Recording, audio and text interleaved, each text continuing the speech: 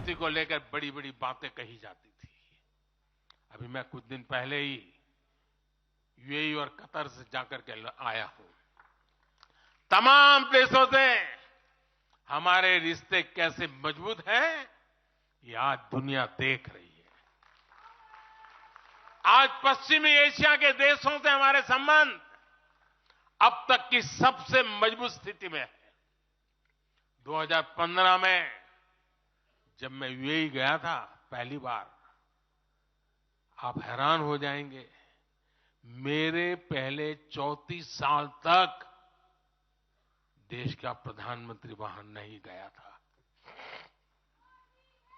सोचिए किस तरह हमने उस पूरे क्षेत्र को छोड़ रखा था। कांग्रेस की सरकारें पूरे वेस्ट एशिया को सिर्फ पाकिस्तान के संदर्भ में देखा करती थी। उन्हें भारतीयों की शक्ति और उनके विश्वास पर भरोसा ही नहीं था। लेकिन आज भारत इस क्षेत्र से संबंधों का नया अध्याय लिख रहा है। पहले लोग सोचते थे कि बस तेल का इंपोर्ट कर लेते हैं और यहां से कुछ लेबर भेज देते हैं ताकि उनको रोजी रोटी मिल जाए। लेकिन अब ऐसा नहीं है। आज ट्रेड, टेक्नोलॉजी, टूरिज्म, ऐसे अनेक क्षेत्रों में हमारे संबंध बहुत बेहतर हैं और हम निरंतर विकास कर रहे हैं। यहां तक कि अरब के 5 देशों ने मुझे अपना सर्वोच्च सम्मान तक दिया है। यह सम्मान मोदी का नहीं है, 140 करोड़ भारतीयों के सामर्थ्य का सम्मान है। और भाइयों बहनों, विदेश नीति के जो भी जानकार हैं, वो विदेश से मिले हर संकेत भी पकड़ ले रहे होंगे। आज अलग अलग देशों में सत्ता और विपक्ष के दल ये खुलकर मानते हैं कि भारत के सशक्त होने से पूरी दुनिया का हित होने वाला है। ये पूरी दुनिया मानने लगी है। आज हर महाद्वीप में भारत का सम्मान, भारत की ताकत बढ़ रही है। हर देश भारत से गहरे संबंध बनाने पर जोर दे रहा है। और इन सब के बीच कोई देश हमारी सरकार से बातचीत के लिए, आप जानकर के हैरान होंगे, अभी तो चुनाव बाकी है, लेकिन मेरे पास जुलाई, अगस्त, सितंबर के डेट पड़े हुए निमंत्रण दे करके। इसका अर्थ क्या है? इसका अर्थ है कि दुनिया के विभिन्न देश भी बीजेपी की सरकार की वापसी को लेकर पूरी तरह आश्वस्त है। वो भी जानते हैं, दुनिया का हर देश जानता है, दुनिया की हर शक्ति जानती है, आएगा तो कांग्रेस से देश को बचाना, देश के हर नागरिक को बचाना, हमारे बच्चों का, हमारे युवाओं का भविष्य बचाना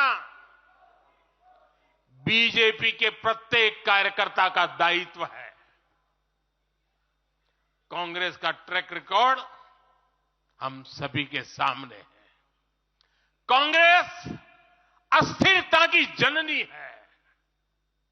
कांग्रेस परिवारवाद की जननी है। कांग्रेस भ्रष्टाचार की जननी है।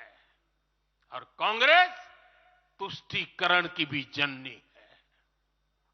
70 के दशक में जब देश में कांग्रेस के विरुद्ध गुस्सा बढ़ना शुरू हुआ, तो खुद को बचाने के लिए उसने अस्थिरता का सहारा लिया। हर नेता की सरकार कांग्रेस ने अस्थिर की।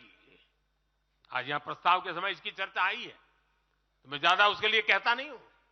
आज भी ये लोग अस्थिरता पैदा करने के लिए नई नई साजिशें कर रहे हैं। इन लोगों ने मिलकर जो गठबंधन बनाया है, उसकी भी यही पहचान है। कांग्रेस के पास विकास का एजेंडा नहीं है, फ्यूचर का रोड मैप नहीं है। ये देश को कभी भाषा के आधार पर तो कभी क्षेत्र के आधार पर बांटने में जुटे हुए हैं।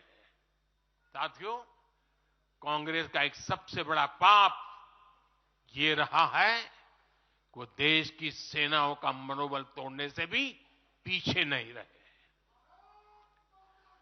भारत की राष्ट्रीय सुरक्षा और सामरिक शक्ति को नुकसान पहुंचाने में कांग्रेस ने कोई कसर नहीं छोड़ी है। जब भी देश के रक्षा क्षेत्र में कोई बड़ा काम हुआ, जब हमारी सेनाओं ने कोई उपलब्धि हासिल की, कांग्रेस ने हर बार उन पर सवाल उठाए। आप सिर्फ सोचिए कि 5 साल पहले इन लोगों ने क्या कहा था। इन लोगों ने हर कोशिश की कि हमारी वायुसेना को राफेल जैसे एडवांस एयरक्राफ्ट न मिल पाए। इन्होंने अप्रचार किया कि हिंदुस्तान एरोनॉटिकल लिमिटेड को, HAL को खत्म किया जा रहा है। ये लोग तो HAL के बाहर फोटो तक खींचवाने के लिए चले गए थे।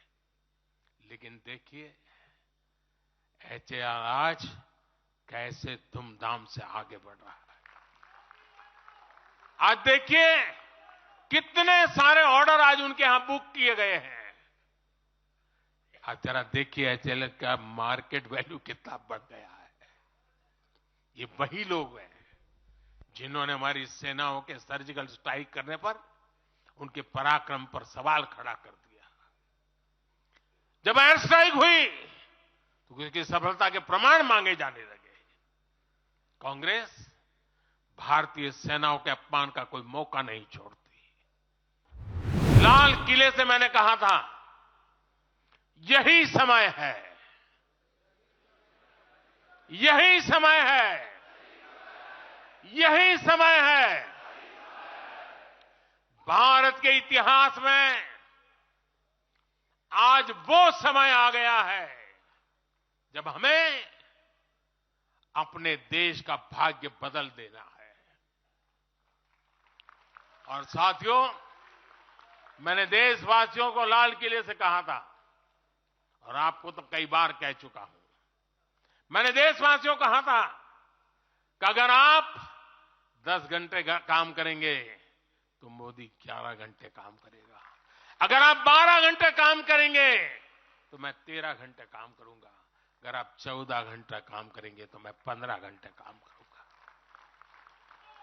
मेरे साथियों, देश भर के मेरे कार्यकर्ताओं, देश भर के मेरे देश को उज्जवल भविष्य के लिए आशा लगाकर बैठे हुए लोगों से मैं कहना चाहूंगा, आने वाले 100 दिनों तक बीजेपी के हर कार्यकर्ता को अपने लिए नए लक्ष्य बनाने होंगे, उन्हें प्राप्त करना होगा। बीते वर्षों में भाजपा सरकार की योजनाओं का लाभ करोड़ों लाभार्थियों को मिला है।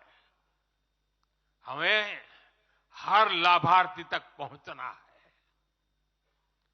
और मेरी एक व्यक्तिगत प्रार्थना है, करोगे?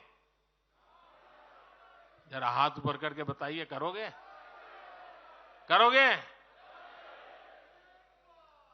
हर लाभार्थी के पास जाइए, उनको कहना कि प्रधान सेवक नरेंद्र मोदी ने उन्हें प्रणाम कहा है।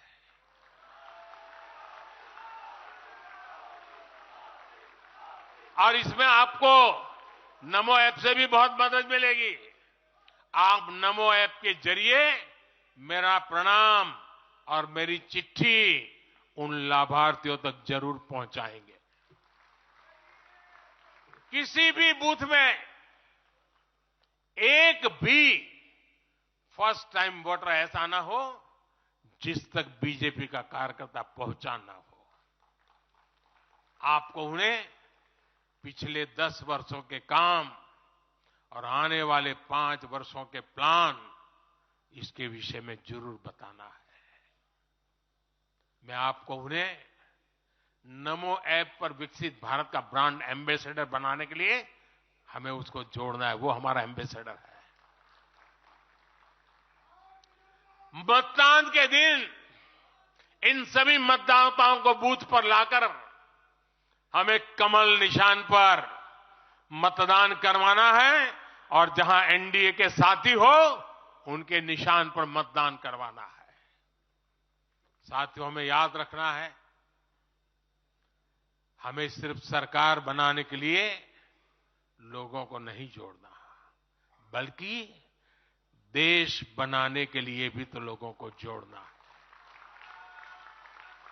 जो किसी भी कारण से अभी भी भाजपा से दूर है, उन तक हमें पहुंचना है।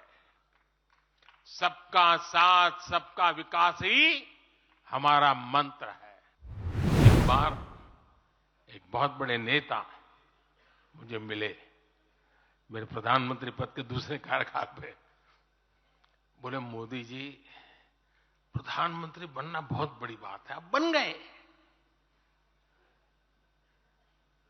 आपने इतने दशकों के संगठन का भी काम कर लिया, मुख्यमंत्री के रूप में भी इतना लंबा समय रह चुके, प्रधानमंत्री में भी दोबारा आ गए। अब इतना काम पा लिया है, अब तो थोड़ा बैठो, आराम करो, बहुत कर लिया। ये उन्होंने मुझे कहा था। उनकी वो भावना राजनीति के पुराने अनुभवों से थी। लेकिन साथियों, हम राजनीति के लिए नहीं, राष्ट्र नीति के लिए निकले हैं। हम तो छत्रपति शिवाजी महाराज को मानने वाले लोग हैं। जब छत्रपति शिवाजी महाराज का राज्याभिषेक हुआ तो उन्होंने ये नहीं किया कि अब तो छत्रपति बन गए, सत्ता मिल गई तो चलो उसका आनंद लो। उन्होंने अपना मिशन जारी रखा। ऐसे ही उनसे प्रेरणा लेकर के मैं अपने सुख वैभव के लिए जीने वाला व्यक्ति नहीं हूं। मैं बीजेपी सरकार का तीसरा टर्म सत्ता भोग के लिए नहीं मांग रहा हूं। मैं राष्ट्र का संकल्प लेकर निकला हुआ व्यक्ति हूं। अगर मैं अपने घर की ही चिंता करता तो आज करोड़ों गरीबों के घर नहीं बना पाता। मैं देश के करोड़ों बच्चों के भविष्य के लिए जीता हूं, जागता हूं, जूझता रहता हूं। देश के करोड़ों युवाओं, करोड़ों बहनों बेटियों, करोड़ों गरीबों का सपना ही मोदी का संकल्प है।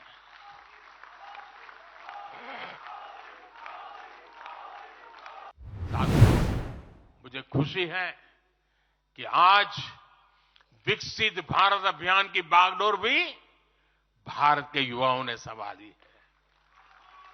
पिछले 1.5 साल में विकसित भारत के संकल्प से जुड़े सुझावों के लिए, और लोगों को ऐसा लगता होगा कि हम बात पता, ऐसा नहीं है। इस पर हम 1.5 साल से चुपचाप काम कर रहे हैं। सरकार की मशीनरी को लगाया है और आपको जानकर के खुशी होगी, अब तक 15 लाख लोगों से ज्यादा लोगों ने विकसित भारत कैसा हो, रोडमैप कैसा हो, इनिशिएटिव कैसे हो, नीतियां कैसी हो, इसमें विचार विमर्श हुआ है।